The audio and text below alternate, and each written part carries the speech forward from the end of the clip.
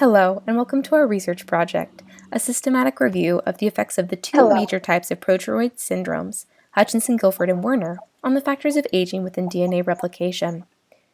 Our team decided to ask the question, what are the effects of DNA replication stress on aging? Well, in order to answer this question, we decided to examine some of the more extreme cases, Progeroid, otherwise known as premature aging syndromes.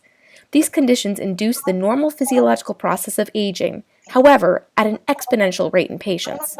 Now, these conditions always produce fatal outcomes, whether this be due to cardiovascular trauma, such as a stroke, myocardial infarction, which is a fancy word for heart attack, and or cancer. Now, although each of these conditions is exceptionally rare, this underrepresented demographic in healthcare represents an opportunity not just to assist these patients in ensuring better health outcomes, but also a chance to better understand how aging occurs at the cellular level for all of us, and how we can limit the prevalence of age-related disorders. To find answers to our questions and to expand on the existing research, we utilized both EndNote and PubMed to create foundational knowledge. We found 515 articles touching on our topics of interest, and, utilizing RAIN as a screening tool, in conjunction with exclusion criteria, we're able to limit this pool of 12 primary sources of information relevant to our research question. Now, current research on Hutchinson-Gilford implicates the LMNA gene, which is responsible for nuclear assembly, chromatin organization, and nuclear membrane and telomere maintenance.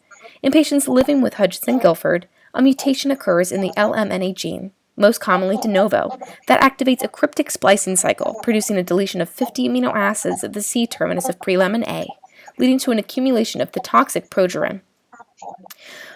Effects of progerin in excess include disruption of the nuclear envelope, which produces blebs as seen in the image below. Additional manifestations of the genetic abnormality include shortened telomeres and premature cellular senescence due to the incurred genetic instability of prelamin A. Regarding the current research on Werner syndrome, the WRN gene is pivotal in DNA replication as it's responsible for the unwinding of double-stranded DNA, and it also helps in the reparation of several different types of double-stranded breaks. Also, it's involved in telomere maintenance and replication.